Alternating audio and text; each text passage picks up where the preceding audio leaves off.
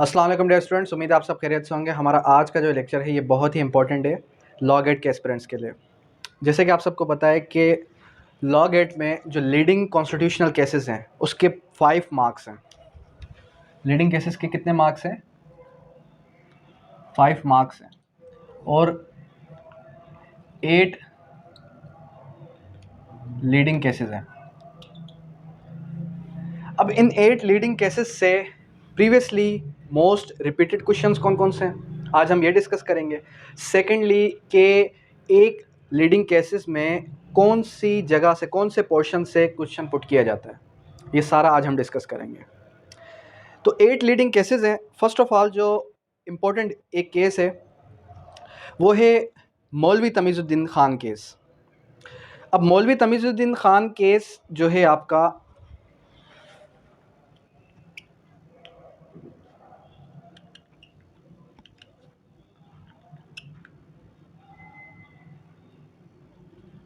मौलवी तमीज़ुद्दीन ख़ान केस, इसकी जितनी बेसिक इन्फॉर्मेशन है वो हम देखेंगे। सेकेंडली फिर लास्ट में क्या करेंगे, जब हम 8 लीडिंग केसेस के इंपॉर्टेंट क्वेश्चंस को डिस्कस कर लेंगे फिर जो मोस्ट रिपीटेड क्वेश्चंस हैं उनको भी डिस्कस करेंगे। तो मौलवी तमीज़ुद्दीन ख़ान केस का जो साइटेशन नंबर है, साइटेशन नंबर है PLD 1955 FC, PLD 1955 FC, page 240, page 240। अब ये साइटेशन नंबर याद रखने का क्या पर्पस है, साइटेशन नंबर होता क्या है ये बताता चलूँ आपको। देखिए साइटेशन नंबर जो होता है इट मीन्स के ये जो केस है इसका रेफरेंस नंबर, इस केस का जो नंबर है वो ये है। कौन सा नंबर है? PLD 1955 FC 240। अब ये FC का क्या मतलब है? FC का मतलब है फेडरल शरीयत कोर्ट, और PLD का क्या मतलब है? Pakistan law digest. 1955 का ये केस है, और जब आप फेडरल शरीयत कोर्ट का पेज नंबर 240 खोलेंगे तो आपको मौलवी तमीज़ुद्दीन ख़ान केस की पूरी डिटेल मिल जाएगी। पूरी डिटेल पढ़ने का कोई फ़ायदा नहीं है, सिर्फ आपने इम्पोर्टेंट बातें याद रखनी है जो आज मैं आपके साथ डिस्कस करूँगा। उसके बाद फिर क्या आ जाता है कि पार्टीज़ इन केस। पार्टीज़ कौन कौन सी पार्टीज़ थी? पार्टीज़ थी इसमें एक तो मौलवी तमीज़ुद्दीन ख़ान था वर्सेस फेडरेशन ऑफ पाकिस्तान। मौलवी Tamizuddin versus federation of Pakistan. ये जो आपने अक्सर वर्ड सुना है ना, मुझे क्यों निकाला, तो सबसे पहले मौलवी तमीज़ुद्दीन ने ही ये बात की थी कि मुझे क्यों निकाला। ठीक है, कैबिनेट इसकी डिसॉल्व हो चुकी थी और फिर इसने जो है क्या किया था, एक रिट दायर की थी अगेंस्ट फेडरेशन ऑफ पाकिस्तान। अब यहाँ पर मेंबर ऑफ बेंचेस कितने थे? 5 मेंबर्स थे, 5 जजेस थे। कौन कौन से जस्टिस थे? चीफ जस्टिस मोहम्मद मुनीर, उसके बाद जस्टिस SA रहमान, उसके बाद जस्टिस SM अकरम और जस्टिस R कार्नीलियस। ये आपको नाम याद हो। फिर who headed the bench, bench को हेड किसने किया था? चीफ जस्टिस मोहम्मद मुनीर ने। हेड ऑफ बेंच कौन था? जस्टिस मोहम्मद मुनीर। ये नाम आपको याद होना चाहिए क्योंकि ये पहले आ चुका है सवाल। उसके बाद dissenting opinion in the bench, bench में डिसेंटिंग ओपिनियन किसने? डिसेंटिंग ओपिनियन का मतलब ये होता है कि किसने खिलाफ वर्जी की पूरी बेंच की, मतलब 4 एक तरफ हुए, 5वां जो है अपनी जो राय है वो दे रहा है। जस्टिस R कार्नीलियस, जस्टिस कार्नीलियस, ये नाम याद रख लें, ठीक है। जस्टिस R कार्नीलियस ने dissenting opinion the. Court who decided the case, किस कोर्ट में एक मैटर चला, किस कोर्ट ने इसको डिसाइड किया? तो उस टाइम पे थी चीफ कोर्ट। चीफ कोर्ट कौन सी court? Chief court, chief court. उस टाइम पे हाई कोर्ट नहीं होती थी, चीफ कोर्ट कहा जाता था। फर्दर फिर क्या है कि डिसाइडेड इन विच फेवर, किसके फेवर में, किसके हक में ये केस जो है डिसाइड होता है? Chief court of Sindh decided unanimously in favour of Maulvi Tamizuddin and allowed his writ petition. Maulvi Tamizuddin की रिट को अलो कर दिया गया। फिर डिसोल्यूशन ऑफ केस किस चीज़ से रिलेटेड था, किस चीज़ से मुंसलिक था? Related to dissolution of cabinet, cabinet को डिसॉल्व करने से रिलेटेड था। फिर लास्ट में आ जाता है कि अपील विच कोर्ट, फिर अपील जो गई वो भी चीफ कोर्ट ऑफ सिंध में ही गई। और एक और सवाल ये कि इसने कौन कौन सी रिट्स दायर की थी? मौलवी तमीज़ुद्दीन ने एक की थी। फिर इसकी अगर हम मज़ीद इंफॉर्मेशन देखें तो कौन कौन सी रिट्स फाइल हुई? He file 2 writs petition in order to redress his grievance, अपने ग्रीवेंस को रखने के लिए इसने 2 रिट्स दायर की, एक है रिट ऑफ मेंडामस, एक है writ of quo warranto. Writ of mandamus इसने दायर की और रिट ऑफ को वारंटो इसने दायर की। फर्दर फिर फैक्ट ऑफ द केस क्या थे? फैक्ट ऑफ द केस ये थे कि मेंबर्स जो है इसकी कॉन्स्टिट्यूंट असेंबली को डिसोल्यूशन हो चुकी थी, मतलब कि कॉन्स्टिट्यूंट जो असेंबली थी वो क्या हो चुकी थी? वो हो चुकी थी आपकी डिसॉल्व। फर्दर फिर आ जाता है हमारे पास, तो अब ये हमारे पास मौलवी तमीज़ुद्दीन केस के अंदर ये जो इन्फॉर्मेशन थी ये आपने याद रखनी है कि कौन कौन से रिट्स दायर की उसने, और किसकी डिसेंटिंग ओपिनियन किसकी थी? डिसेंटिंग जो ओपिनियन थी वो थी जस्टिस आर कार्निलियस। अगर आपको ये याद नहीं होता कि डिसेंटिंग ओपिनियन किसकी थी, आप सिर्फ ये याद रख लें कि जो ब्रिटिशर्स में से जो एक ब्रिटिशर था, वो ब्रिटिशर के जो इनमें से एक जस्टिस था तो उसकी डिसेंटिंग ओपिनियन थी। डिसेंटिंग ओपिनियन का मतलब ये होता है कि खिलाफ, 4 जस्टिस के खिलाफ, ठीक है, 5 जस्टिस थे। अब ये हो गई, ये हो गया हमारे पास मौलवी तमीज़ुद्दीन केस। सेकंड आता है 200 केस। कौन सा केस आता है? 200 केस। अब ये जो 200 केस है, 200 केस के अंदर आपने सबसे पहले साइटेशन याद रखनी है, पीएलडी। पीएलडी के बाद 1958 और उसके बाद आ जाता है सुप्रीम कोर्ट। पेज नंबर है इसका 533। एससी का मतलब क्या है? Supreme court. और ये जो मैं ईयर्स लिख रहा हूँ, अब ये सारे जो 8 केसेस हैं ये सीक्वेंस वाइज चलेंगे। सीक्वेंस वाइज का मतलब ये, जैसे कि हमारे पास मौलवी तमीज़ुद्दीन केस था 1955 में था, सेकंड हम जो डिस्कस कर रहे हैं 1958 वाला है, फिर इससे जो आगे आएगा वो इससे आगे ईयर का होगा, ठीक है। इससे आपको क्या होगा? इससे आपको ये ईयर्स भी याद रह जाएंगे कि कौन सी साइटेशन कहाँ पर फिट बैठ रही है। क्योंकि लास्ट टाइम ऐसा हुआ कि इससे जो प्रीवियस जो लागेट था उसमें 2 साइटेशन आई। एक तो आई थी मौलवी तमीज़ुद्दीन खान की, कि मौलवी तमीज़ुद्दीन जो साइटेशन है इसका केस नंबर क्या है। तो अक्सर स्टूडेंट्स ने ये याद था उनको 1955 की, पीएलडी भी याद था, लेकिन पेज नंबर भूल गए। तो पेज नंबर ये बहुत ही आसान है, 240 पेज नंबर है, इसी से आपको जो है आइडियाज़ होते रहेंगे। अच्छा, उसके बाद क्या है, इसके अंदर जो जस्टिस थे, इसके अंदर भी 5 जस्टिस थे। प्रीवियस में भी 5 थे, इसमें भी कितने? इसमें भी 5 है। इसमें भी कितने? इसमें भी 5 हैं। कौन से 5 हैं? चीफ जस्टिस मोहम्मद मुनीर, उसके बाद मोहम्मद शहाबुद्दीन, उसके बाद जस्टिस आर कार्निलियस और अमीरुद्दीन अहमद। अब यहाँ पर दोनों के अंदर एक चीज़ कॉमन है। कौन सी चीज़ कॉमन है? कि जो चीफ जस्टिस है वो कौन है? मोहम्मद मुनीर है। फिर आ जाता है कि जो हेड ऑफ़ द बेंच था वो मोहम्मद मुनीर आ जाता है, सही है। अच्छा, बुक के अंदर जो है 4 लिखा है, लेकिन इसका 200 के अंदर 5 जस्टिस थे। फिर डिसेंटिंग ओपिनियन फिर उसने आर जस्टिस कार्निलियस ने दी, और किसने केस को डिसाइड किया? सुप्रीम कोर्ट ने। किसके फेवर में डिसाइड हुआ? Federation of Pakistan, federation of Pakistan, ठीक है। फेडरेशन ऑफ पाकिस्तान के फेवर में ये केस डिसाइड होता है।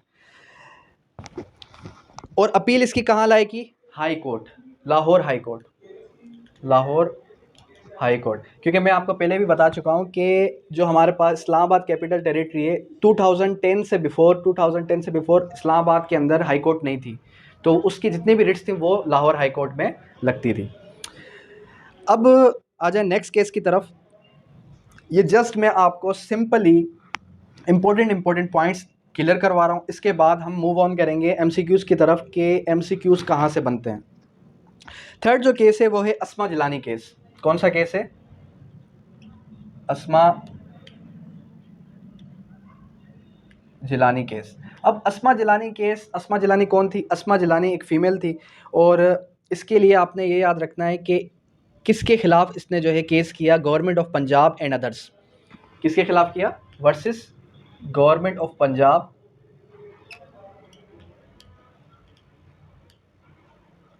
And others. और 200 केस किसके खिलाफ था? 200 केस था स्टेट वर्सेस 200, यानी 200 ने किसके खिलाफ केस किया था? स्टेट के खिलाफ। उसके बाद आ जाता है आपका कि जस्टिस मेंबर्स ऑफ बेंच कितने हैं? 5। इसके अंदर भी 5 हैं, इसके अंदर भी 5 है, इसके अंदर भी 5 है, और तीनों के शुरू के तीनों के अंदर 5 है। चीफ जस्टिस हमूदुर रहमान, और उसके बाद मोहम्मद याकूब अली, सज्जाद अहमद, और वहीदुद्दीन अहमद और सलाउद्दीन अहमद। ये कौन थे? ये मेंबर्स ऑफ बेंच थे। और बेंच को हेड कौन करता है? Chief justice Hamoodur Rahman.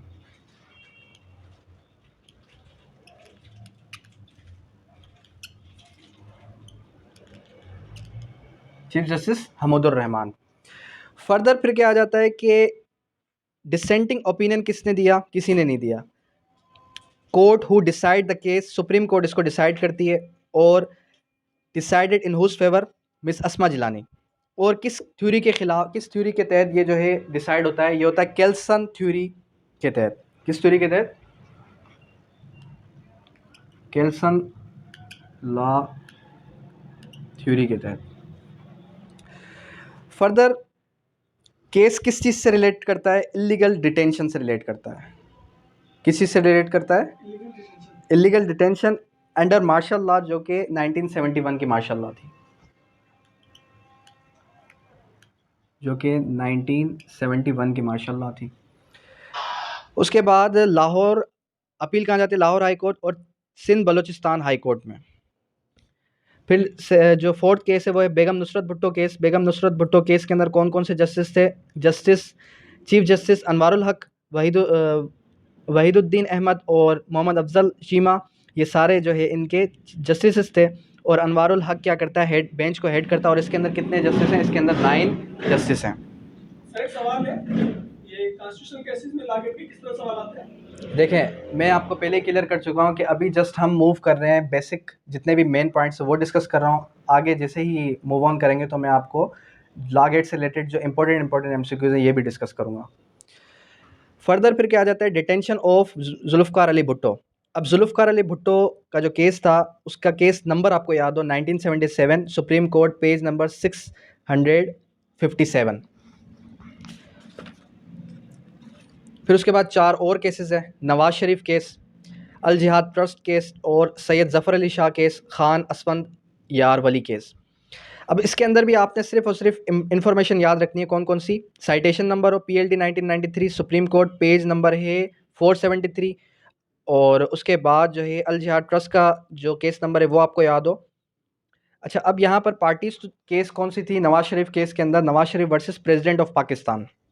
इसके अंदर कितने बेंच की तादाद कितनी थी? 11। क्यों?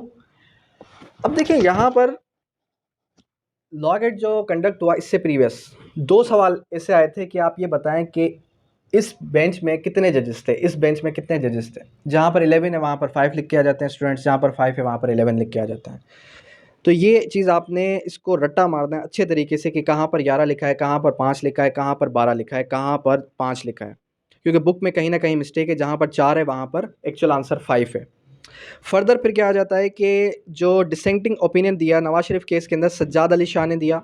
और किसने डिसाइड किया? सुप्रीम कोर्ट ने। Decided in whose favour? Nawaz Sharif के फेवर में। केस किस चीज़ से रिलेट करता है? डिसोल्यूशन ऑफ नेशनल असेंबली से रिलेट करता है केस आपका। किस चीज़ से रिलेट करता है? Dissolution of national assembly. फिर आ जाते हैं अल Jihad trust. Al Jihad trust versus federation of Pakistan.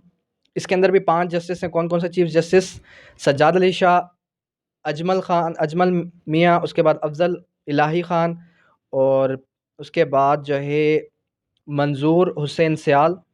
ये 5 जस्टिस हैं। और किसने हेड किया? चीफ जस्टिस सज्जाद अली शाह ने। और इसके अंदर कितने हैं? 5 जस्टिस हैं। किसने, कौन डिसाइड करता है केस को? सुप्रीम कोर्ट डिसाइड करती है केस को।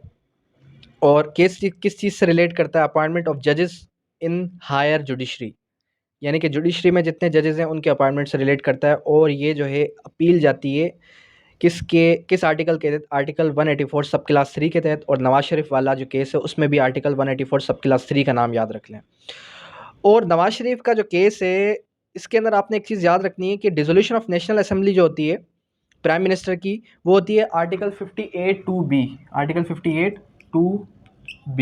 आर्टिकल 58(2)(b) का कॉन्सेप्ट अगर आपको याद हो तो लास्ट टाइम हमने डिस्कस किया था। आर्टिकल 58(2)(b) क्या है कि in the absence of prime minister, in the absence of prime minister की डेथ हो जाए, प्राइम मिनिस्टर मौजूद ना हो, तो उसके सारे के सारे पावर्स जो है डेलीगेट हो जाते हैं प्रेसिडेंट को।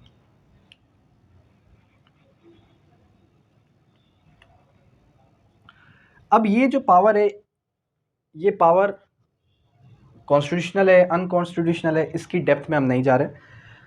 अब ये जो आर्टिकल 58(2)(b) है, इसको 3 से 4 बार इंसर्ट किया गया और पुट आउट किया गया, इंसर्ट किया गया फिर पुट आउट किया गया। ये जो आप देखते हैं कि हमारे पास आसिफ अली जरदारी साहब हैं जो कि इस टाइम सदर पाकिस्तान है, उन्होंने जो बेनज़ीर भुट्टो की डेथ के बाद जो पावर्स उनको मिले थे वो भी इसी आर्टिकल को यूज़ करके मिले थे, आर्टिकल 58(2)(b) को यूज़ करके।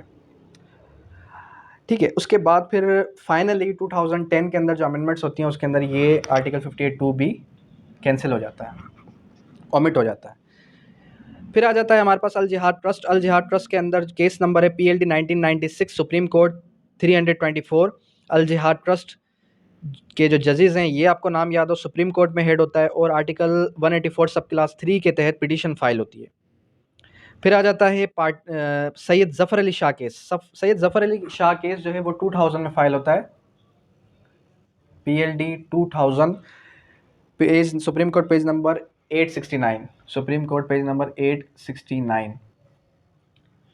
ठीक है, ये केस नंबर है। और सैयद ज़फ़र अली शाह वर्सेस जनरल परवेज़ मुशर्रफ, इसके अंदर कितने जजेस हैं? इसके अंदर बेंच के अंदर 12 जजेस हैं। कितने जजेस हैं? 12 जजेस। और 12 जजेस के नाम क्या हैं? चीफ जस्टिस अरशद हुसैन ख़ान, मोहम्मद बशीर जहांगीर और शेख एजाज नसीर। अब इसके अंदर नाम याद नहीं होता, सिंपली ये याद रखें कि बेंच को हेड किसने किया? चीफ जस्टिस इरशाद हुसैन ख़ान। फिर आता है court who decided the case. Supreme court decide करती है, किसके फेवर में डिसाइड होता है? जनरल परवेज़ मुशर्रफ के केस के हक में। इसके अंदर भी कौन सा पावर यूज़ होता है? आर्टिकल 184 सब क्लास 3। और लास्ट का जो केस है असफन यार वली खान वाला, उसके अंदर भी आर्टिकल 184 सब क्लास 3, आर्टिकल 184 सब क्लास 3 याद रख लें, कॉन्स्टिट्यूशन ऑफ पाकिस्तान का, इसके तहत ये केस फाइल होता है। ये बेसिक बातें थी जो मैंने आपके साथ डिस्कस किया। बातें MCQs की तरफ कि कौन कौन से MCQs मोस्ट रिपीटेड हैं। सबसे पहले हम डिस्कस करेंगे किसको? मौलवी तमीज़ुद्दीन ख़ास versus government general of Pakistan को। Maulvi Tamizuddin Khan was elected as president constitutional assembly on which date? अब डेट भी याद हो आपको, 14 दिसंबर 1948।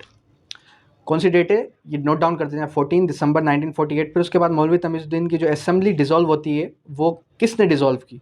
गवर्नर जनरल ग़ुलाम मोहम्मद बोगरा। ठीक है, गवर्नर जनरल ग़ुलाम मोहम्मद। उसके बाद नेक्स्ट जो क्वेश्चन है वो आता है, government of the second prime minister Khwaja Nizamuddin was dismiss. कौन सी डेट को डिसमिस होती है? अप्रैल 1953 को। और मोहम्मद अली बोगरा जो कॉन्स्टिट्यूशनल अमेंडमेंट पास करते हैं असेंबली के अंदर वो 21 सितंबर 1954 के अंदर करते हैं। तो ये कौन सी डेट है?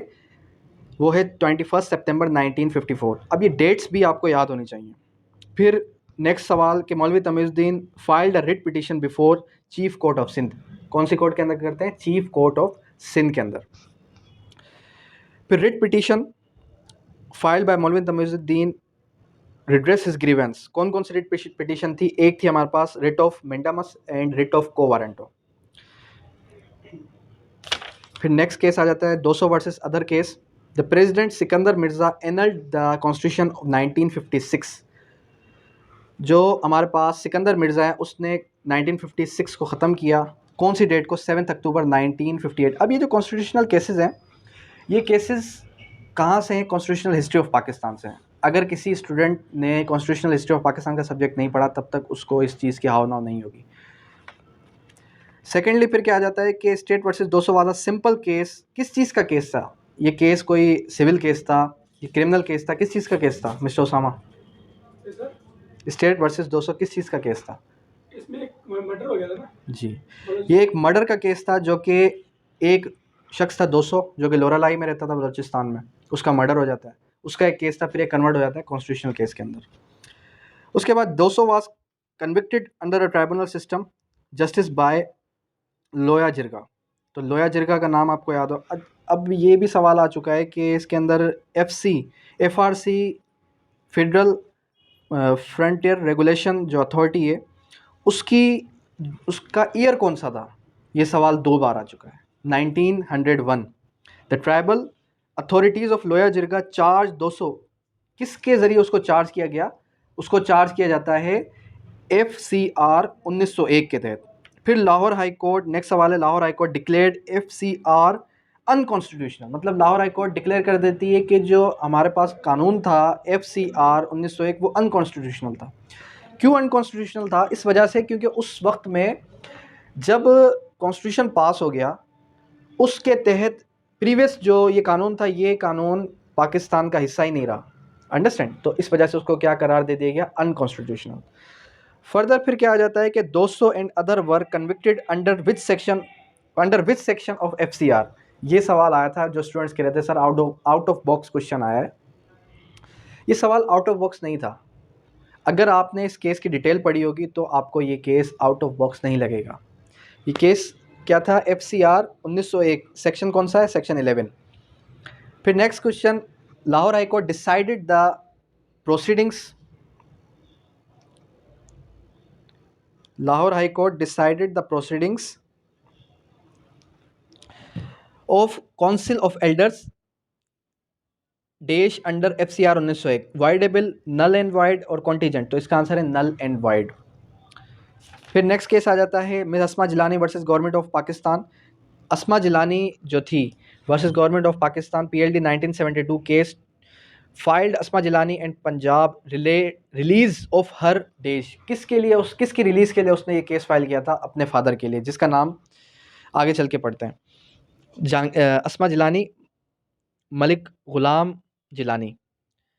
The father of appellant miss Asma Jilani, Malik Ghulam Jilani was arrested under order dated. किस डेट को वो ऑर्डर हुआ था जिसके तहत उसको अरेस्ट किया गया, उसको इलीगली डिटेन किया गया? 22 दिसंबर 1971 को। Detention of both Malik Altaf Gondar and Malik Ghulam Jilani was challenge. दोनों की जो डिटेंशन थी उसको चैलेंज किया गया। नेक्स्ट सवाल, the person who challenge the detention who, कौन थे? एक था मिस अस्मा जिलानी, सेकंड एक और भी फीमेल थी। कौन थी वो? जरीना गौहर। तो ये नाम आपको याद होने चाहिए। जरीना गौहर कौन थी? एक थी जरीना गौहर, सेकंड कौन थी? Miss Asma Jilani. The writ petition was filed by miss Asma Jilani in which court for release of her father? Lahore high court में। कौन से कोर्ट में? लाहौर हाई कोर्ट में। पहले बता चुका हूँ, 2010 से पहले जो है हमारे पास इस्लामाबाद के अंदर कोर्ट्स नहीं थी। उसके बाद द रिट पिटिशन, उसके बाद आ जाता है it was held in this appeal that superior court are जज इन देयर ओन जुरिस्डिक्शन। तो सुपीरियर कोर्ट जो है वो खुद की अदालत के अंदर, खुद की जुरिस्डिक्शन के अंदर खुद ही जज हैं। नेक्स्ट कौन सा आता है? Begum Nusrat Bhutto versus chief of army staff. अब देखें, ये जो केस है Begum Nusrat Bhutto versus chief of army staff, अब एक वक्त में जो मुशर्रफ साहब हैं वो प्रेसिडेंट ऑफ पाकिस्तान भी है और क्या है, वो चीफ ऑफ आर्मी स्टाफ भी है। तो वो केस किसके खिलाफ कर रही है? चीफ ऑफ आर्मी स्टाफ के खिलाफ, यानी कि उसके उस पावर के खिलाफ। अब देखें, मिसाल के तौर पे अगर कोई शख्स केस करता है मिसाल के तौर पे चेयरमैन ऑफ म्यूनसिपल कमेटी के खिलाफ। अब जब वो म्यूनसिपल कमेटी के खिलाफ केस कर रहा है ना, तो उसने म्यूनसिपल कमेटी के चेयरमैन के खिलाफ किया, उसने पर्टिकुलर पर्सन के खिलाफ नहीं किया। आ रही बात समझ में? तो उस टाइम पे जो चीफ ऑफ आर्मी स्टाफ था वो कौन था? मुशर्रफ साहब थे। The case of Begum Nusrat Bhutto versus chief of army staff was reported under PLD 1977 supreme court page number 657। Second question, the chief justice Anwarul Haq was heading the bench of supreme court. कौन head कर रहा था? अनवारुल हक साहब। और आर्टिकल, ये जो किस आर्टिकल के तहत इसकी कॉन्स्टिट्यूशनल पिटीशन लगी? आर्टिकल 184 सब क्लास 3 के तहत। जुल्फकार अली भुट्टो वाज री अरेस्टेड आफ्टर पब्लिक कंपेन। जो पब्लिक कंपेन चली उनके दौर में कि उनको अरेस्ट ना किया जाए, तो उनको अरेस्ट भी पब्लिक कैंपेन के ख़िलाफ़, पब्लिक कैंपेन के बाद ही किया गया। Begum Nusrat Bhutto filed a case against देश against the chief of army staff. क्यों करती है वो? क्योंकि उसने ये कहा कि जो उसके वालिद साहब थे उसको री अरेस्ट किया गया, जुल्फ़िकार भुट्टो को री अरेस्ट किया गया। फिर आता है Nawaz Sharif case versus president of Pakistan. अब जो नवाज शरीफ केस है उसका नंबर क्या है? PLD 1993, supreme court, page number 473। The chief justice Naseem Hasan Shah was heading the bench. कौन इसको हेड कर रहा था? नसीम हसन शाह साहब। और किस आर्टिकल के खिलाफ ये केस था? आर्टिकल 58(2)B, जिसका मैंने अभी आपको बताया, जिक्र किया। उसके बाद नेक्स्ट क्वेश्चन आ जाता है, it was for the first time exercising the powers of Article 58(2)B Constitution was not accepted and was declared unconstitutional in the case of Mohammad Nawaz Sharif Pakistan. उसको कॉन्स्टिट्यूशन को ही अनकॉन्स्टिट्यूशनल करार दे दिया इस केस, पर्टिकुलर इस केस के अंदर। बाद में वो जो है आर्टिकल ही ओमिट हो गया। नेक्स्ट सवाल, Al Jihad trust versus federation of Pakistan. Al Jihad trust का केस नंबर क्या है? PLD 1996, supreme court, page number 324। और इसके अंदर Al Jihad trust versus federation of Pakistan के अंदर जो हमारे पास filed supreme court on appeal judgement जो होती है वो कौन सी डेट को होती है? 4 तारीख नवंबर महीना 1994 को हाई कोर्ट के अंदर। और अपॉइंटमेंट किस चीज़ से रिलेट करती है? जजेस ऑफ सुप्रीम कोर्ट से रिलेटेड थी। फिर आता है, according to Al Jihad trust, if president rejects the nomination, chief justice rejects must be supported by second reasons. मतलब अगर इस केस के तहत, अभी इतना टाइम नहीं है कि इसकी डिटेल्स डिस्कस की जाए, just important articles, just important questions discuss कर रहा हूँ। बीच में टाइम मिला तो इंशाल्लाह वो लेक्चर भी आपके साथ शेयर कर दूंगा, ठीक है। उसके बाद judgement of Al Jihad trust versus federation of Pakistan, basic principle क्या था इसके? अपॉइंटमेंट ऑफ जजेस के बारे में। ये केस किस चीज़ से रिलेट करता है? अपॉइंटमेंट ऑफ जजेस से रिलेट करता है। फिर नेक्स्ट केस आता है ज़फ़र अली शाह केस। इसका केस नंबर क्या? PLD 2000, supreme court 869। और फिर आ जाता है Zafar Ali Shah versus general Pervez Musharraf. The bench was presided by chief justice Irshad Hasan Khan. The bench of supreme court rejected the petition of Zafar Ali Shah. Supreme court क्या कर देती है? रिजेक्ट कर देते हो। इसके अंदर जो आंसर है वो अलो, परमिटेड या फिर रिजेक्टेड है, तो इसका आंसर क्या है? रिजेक्टेड। और जो एमरजेंसी लगती है, प्रोक्लेम्ड होती है चीफ एग्जीक्यूटिव ऑफ पाकिस्तान के अंदर 1999 के अंदर, तो उसकी डेट क्या थी? 14 अक्टूबर 1999। ये कुछ क्वेश्चंस थे जो कि लीडिंग कॉन्स्टिट्यूशनल केसेस से रिलेट करते थे। ये क्वेश्चंस अगर आप 2-2, 3-3 बार रिवाइज़ कर लें तो इसमें से 3 से 4 सवाल लाजमी आने हैं। 5 सवाल होते हैं, अगर आप इस पे फोकस ना भी करें इस पार्ट पे, तो भी आपके 2 से 3 एनी हाउ ऑब्टेन हो जाएंगे आपसे, ठीक है। फोकस किस पे करना है? प्रीवियसली भी डिस्कस कर चुका हूँ। फोकस करना है QSO, CPC, लीगल एथिक्स और क्रिमिनल लॉ, और जो है आपका कॉन्स्टिट्यूशन ऑफ पाकिस्तान पर, क्योंकि वहाँ से आपकी जो वेटेज है वो 80% है। यहाँ ये जो सब्जेक्ट्स आज कल हम पढ़ेंगे तो इनकी वेटेज सिर्फ और सिर्फ 20 या 5 मार्क्स हैं, लेकिन जो सिलेबस है वो थोड़ा लेंदी है। ये तो सिलेबस शॉर्ट था, इंटरनेशनल लॉ का सिलेबस थोड़ा लेंदी है, और जो हमारे पास जूरिस्प्रूडेंस है इनका सिलेबस भी लेंदी है, यानी कि पूरी बुक है, और मार्क्स की वेटेज सिर्फ और सिर्फ 5 है। कोशिश करें कि जिनकी वेटेज ज़्यादा है उन पे फोकस करें। कोशिश ये करें कि उन सब्जेक्ट्स को at least 3 to 4 times barrack reading करें। बैरक रीडिंग करने से ये होगा कि वो चीज़ें आपको मेमोराइज़ होंगी, मेमोराइज़ जैसे ही होंगी तो आप उसको क्लेरिफाई करके उसको समझ सकेंगे। कल को जब लॉ गेट में अपीयर होते हैं तो आप जो है, आपके सामने वही क्वेश्चन रिपीट होगा तो आप उसको आंसर कर जाएंगे। अक्सर स्टूडेंट्स ये कहते हैं कि सर याद नहीं होते, याद नहीं। रिवीजन करें, जितना हो सके उतना रिवीजन करें। अगर आज मुझे QSO के कुछ आर्टिकल्स फिंगर टिप्स पे याद भी हैं तो सिर्फ उसका रीज़न ये है कि मैं बार बार पढ़ाता हूँ। पढ़ाने की वजह से, पढ़ाने की वजह से ही वो चीज़ आपको याद हो सकती है। बीच में अगर एक हफ़्ता भी छोड़ दिया, डेट मीन्स कि आप जो अपना टेम्पो है वो भी लूज़ कर जाएंगे, और जो चीज़ें आपको याद हुई हैं, जो आर्टिकल्स आपको याद हुए हैं, वो आर्टिकल्स, वो सेक्शंस सब के सब आप भूल जाएंगे। तो करना क्या है अब आपने, अब इन लास्ट डेज़ के अंदर आपने सिंपली करना ये है कि जो हमारे पास जितने भी सब्जेक्ट्स हैं जिनकी वेटेज ज़्यादा है उनको एटलीस्ट 2 से 3 बार पढ़ना है। बाकी इंशाल्लाह रिमेनिंग डेज़ के अंदर जितनी भी क्लासेस होंगी इन सब्जेक्ट से रिलेटेड वो भी आपके साथ शेयर करता चलूँगा, और कोशिश ये करें कि ख़ुद से पढ़ने के काबिल बन जाएँ। आ रही बात समझ में? ये ना हो कि आप सिर्फ और सिर्फ लेक्चर सुन रहे हो और आपने ये सोचा हुआ कि बस लेक्चर सुनेंगे और हम जो है पास हो जाएंगे। ये बिल्कुल गलत सोच है। ठीक है, अब यहाँ तक कोई क्वेरी कोई भी क्वेश्चन है तो आप करें। Thank you.